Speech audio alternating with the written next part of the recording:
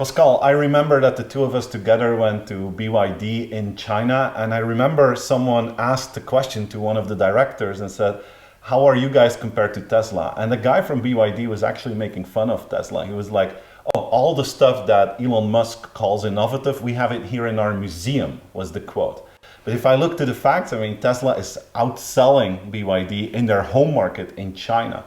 Yeah, for BYD, of course, that's a challenge, and it's not so easy. But the reality is that BYD is for the mid-class cars. It's not for the high end.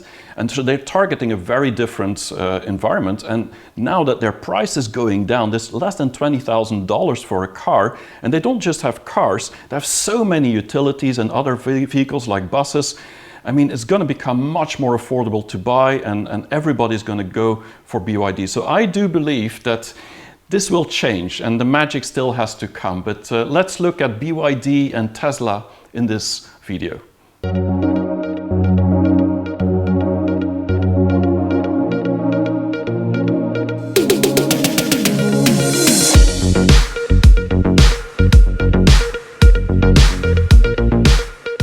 1995 is when BYD was established in Shenzhen, and they were established as a battery company.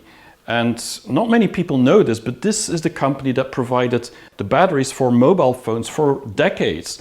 From the 1995 onwards, it was the #1 battery supplier for Nokia, for all the Nokia phones. And so they really got their expertise through batteries. This is a battery company, but of course we're talking about Tesla and BYD, so today it's also an electrical vehicle company. Now, they did a lot of products, but its interesting moment is really when Warren Buffett decided to invest 10% of the shares in BYD. He gave about $232 million at that time. That's in 2008. And Wang Chuanfu, the founder of BYD, the reason that he could convince Warren Buffett to give him that money and to invest in his company was really because he had a dream. And when you talk about dreams, BYDs actually literally means build your dreams. And Wang Chuanfu, he really had a great dream of becoming the #1 battery company in the world, to totally vertically integrate it, and that is a dream that he achieved today. Of course, a lot thanks to Warren Buffett back then. But then, when a few years later, people asked Elon Musk, what do you think about BYD? Well, Bloomberg asked that question, and the answer is actually quite telling. So I want to show you this little video. Although there's competitors now ramping up, and as you're familiar with BYD, which is also on the West Coast, I think they're ramping up production of their electric vehicles. Warren Buffett owns 10% stake in that. Why do you laugh? BYD is trying to compete. Why do you laugh? Have you seen their car? I have seen their cars, yes. In fact, at the Berkshire Hathaway meeting, I saw their cars. Yeah. Well, they are on a different, tell me why you're laughing.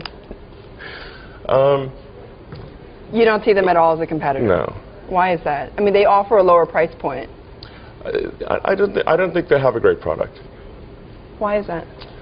I don't think it's particularly attractive. The technology is not very strong. And BYD as a company has pretty severe problems in their home turf in China. Right. So I think their focus is, and rightly should be, on making sure they don't die in China. Okay.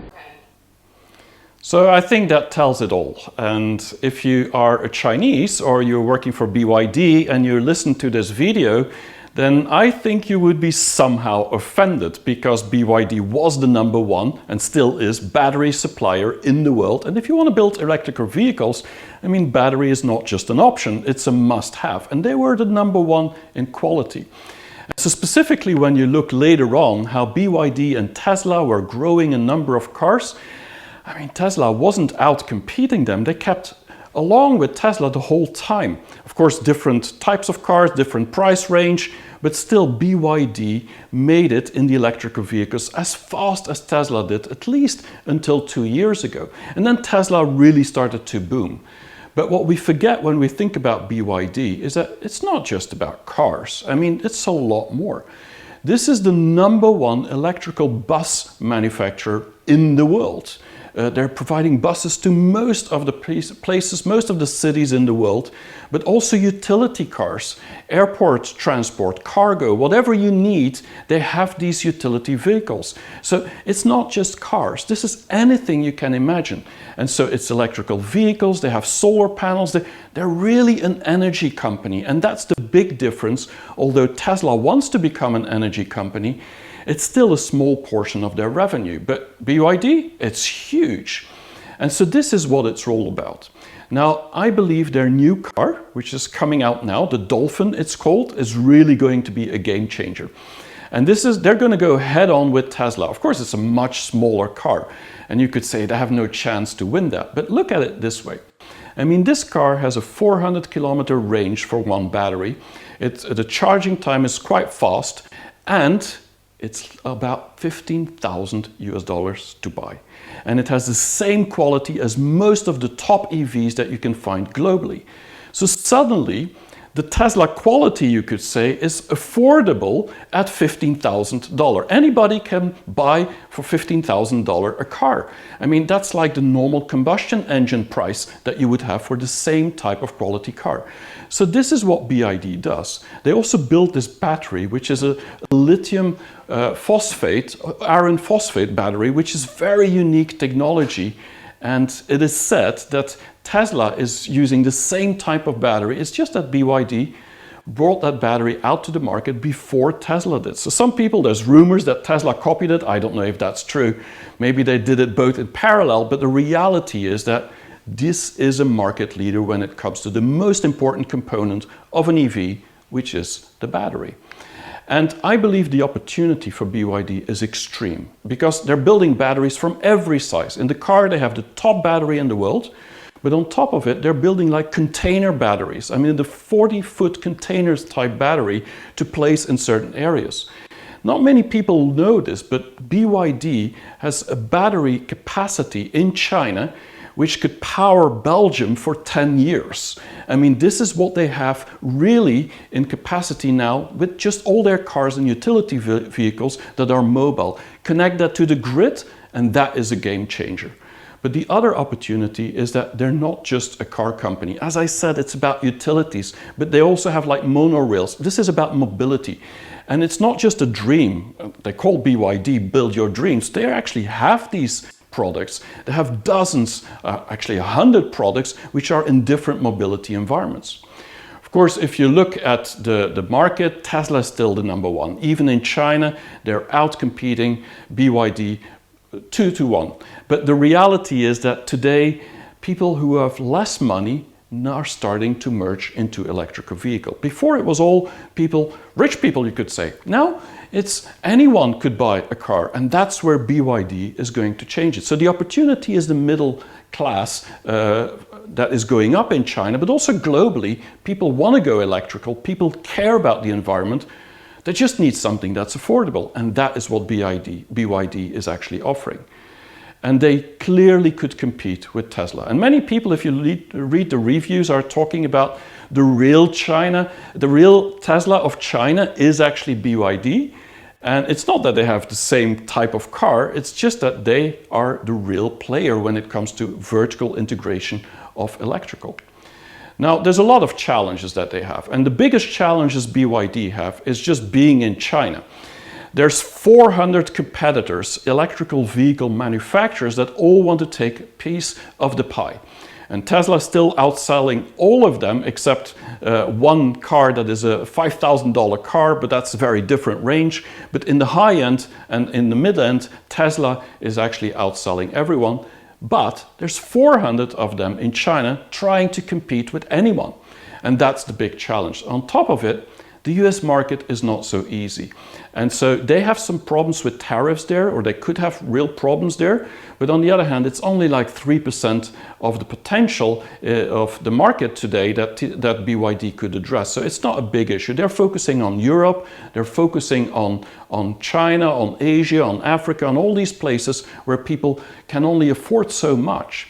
And in the US, it's mainly about buses. And that's where they're doing really well. Now, what they're really bad at, BYD, is public relation. Compared to Elon Musk, I mean, it's a joke. They're really not very good at public relations.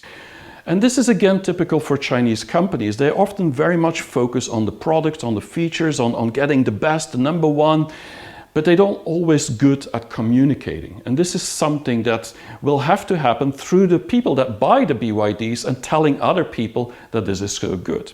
Now, on the raw materials, this could be a problem because it's a real issue globally. Now, BYD is doing a lot better there now because of their new batteries, which doesn't need all the materials that are scarce in the world. So I think they would overcome some of these challenges, but it's still a huge problem. Now, if we look at the offer you can't refuse and we think about convenience, their cars today are very rich in features. It's maybe not as rich as Tesla still, but specifically when we look about connectivity with everything around you, it's pretty high. So this is very good. It's a real good opportunity and they are offering great convenience for many people around the world.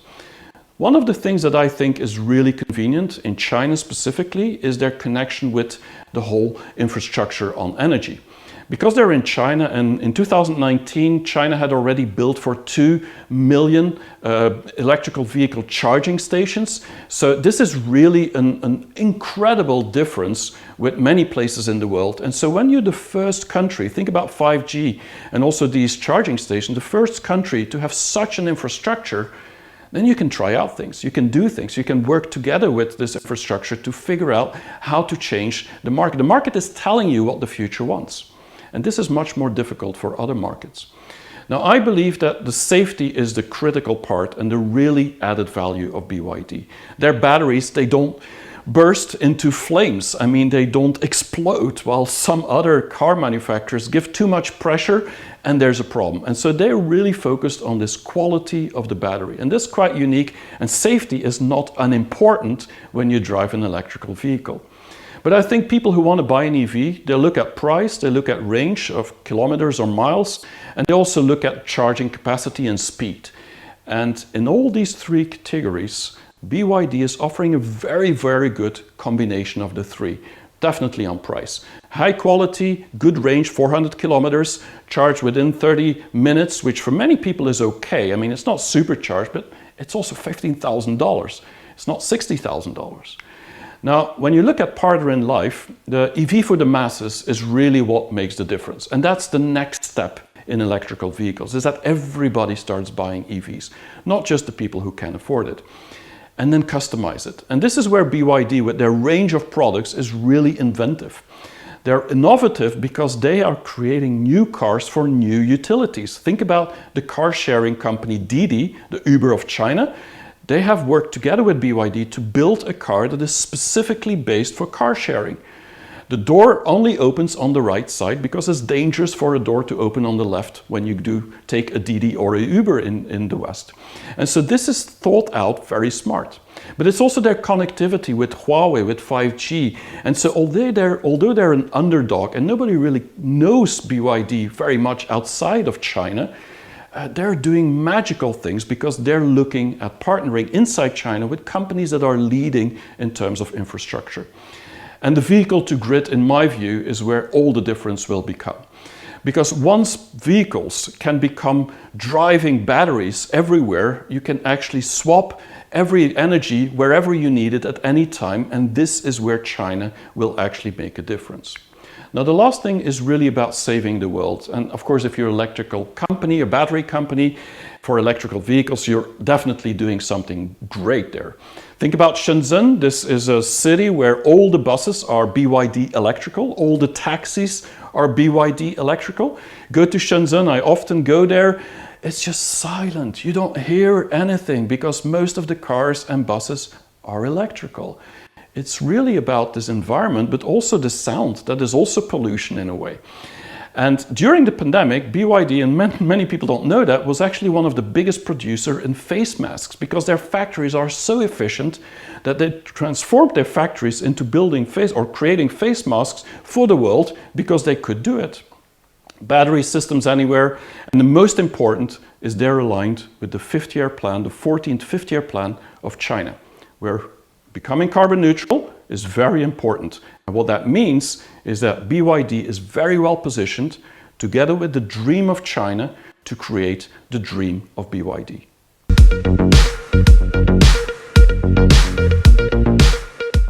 The story of Tesla is very fascinating because if you look at the market capitalization, today Tesla is worth more than the 4 other car manufacturers in that list. They're worth more as a number 1 than number 2, 3, and 4 together. But then if you look to the production volume that these guys have, it's nothing compared to the other companies. So basically, the market believes that Tesla is the big dream of EV and that they will make a difference there. So let's find out if that's valid or not. Now, if you look at the business model of Tesla, it's not just about cars. It's a battery company, it's an energy company, it's a software company, and it's that combination that they want to make a difference with, being your, let's say, mobility and energy partner in life. That's their dream. And is it a car company? Or is it an energy company? Or is it a AI company? A few years ago, Elon Musk said we're the biggest AI company in the world. And he was pushing his autopilot into the market and saying this is the most advanced self-driving solution that there is. To be honest, I'm a little bit skeptical to that because in other cars you see the same functionalities, they just don't call it autopilot yet. So it's not that they're so much ahead in comparison with the others. But lately, our good friend Elon Musk said that Tesla is not a car company, it's not an energy company, it's not an AI company, but it's a robotics company. He sees his cars as robots on wheels. And his dream is eventually to become the largest robotics company in the world and not just deliver robots on wheels, but also deliver humanoid robots that help you in your household. So you see how the storyline is always building and how he is an expert in building that dream and to make the markets really excited. But there are a number of challenges that are ahead of them.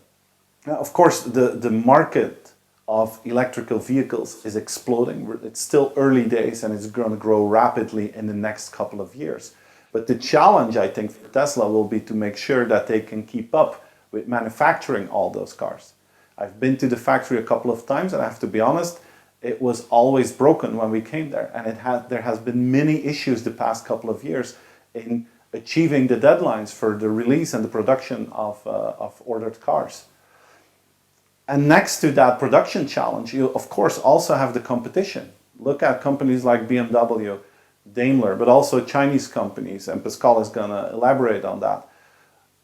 But the portfolio of EVs of well-known other car brands is going to increase as well. So they're going to have to face competition for the first time because let's be honest, the first 10 years of their existence, there was hardly any competition.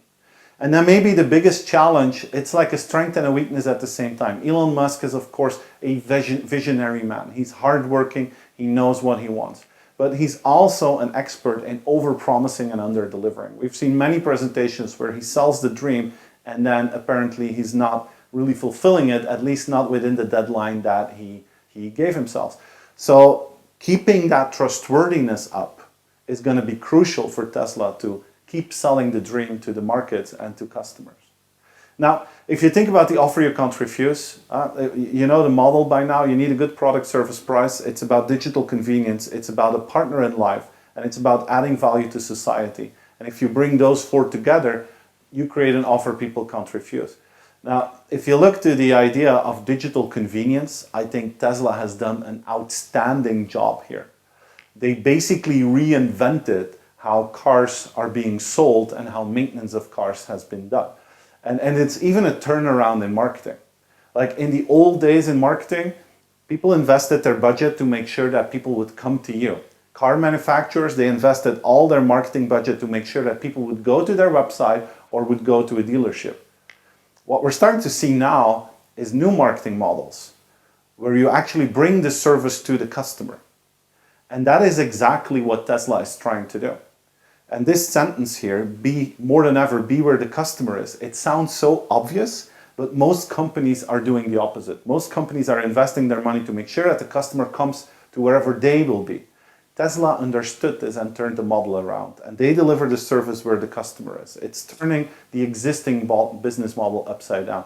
And you even see that when you go to their website. I mean, when you go to the Tesla website, and I warn you, if you do, be very, very careful, because before you know it, you order the car. It's just pushing one button and then you have the car. Like when they launched the idea of the Cybertruck, when you went to the car, it's like there's a buy now button, and before you know it, bam, you bought it. You just have to pay £100 or $100 up front, and then you bought a car.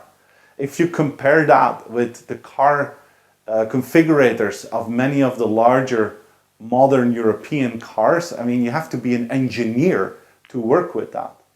And Tesla figured out a way how to bring the service to the customer and to make it as easy as possible. And maybe the best example of that is, of course, the software downloads and the software updates. You don't have to go to a shop, you don't have to go to a dealership, it just happens in your backyard.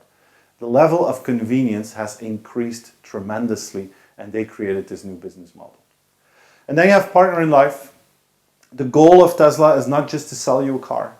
The goal of Tesla is to become your mobility and energy partner. And I think the way ahead there is huge. Imagine that self-driving cars really become a capability of Tesla. That means that they could start with ride-sharing services, that even though if I'm not a Tesla owner, that I could use the mobility services of Tesla to take me from place A to B. It means that I could make additional money with my Tesla when it's parked, that it just drives around and, you know, becomes a taxi service for some people. Think about energy. What if they allow you to reduce your energy invoice month after month thanks to their batteries and their ideas that they have about solar panel? So this is not a car company. I'm sure that by 2040, if we're going to talk about Tesla, we're going to call it that company that used to sell cars, because the core of everything will be mobility and energy. And they will try to become our partner in life there.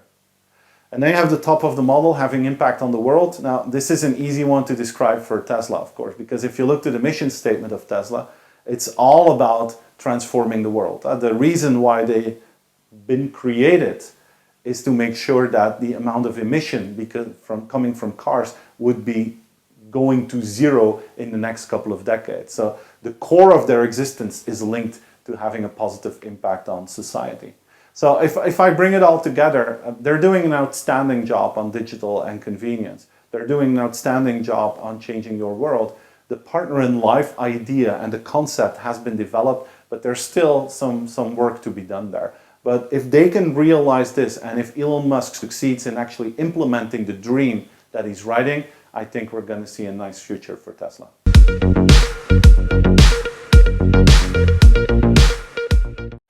It's interesting to see how the strategy from BYD and Tesla is just almost the opposite. The philosophy of Tesla is we're going to create this very high-level vehicle. Then with the money that we make, we're going to create one that's a little bit cheaper, and with that money, we're going to reinvest it in another one that's more cheap, and so on and so on. BYD just goes to the mass market. And this is going to create a challenge for Tesla to be fast enough now that the market grows, don't you think? I mean, the question is, of course, I mean, BYD is going horizontal in many, many places. And so that's a real advantage, but also it's a pain point because it's not easy to go into all these places. And you can't be the number one in every category. Yeah. And maybe Tesla can beat them in just that one category of EV, go down fast enough and a good price point. For BYD, it's unclear yet, but they have this battery, which is really unique, and vertical integration. So yeah, I think it's going to be an interesting thing to see in the future. Cool. So I hope you liked this episode. Do subscribe if you haven't done so. We'll see you hopefully next week for another episode. Thanks for watching, guys.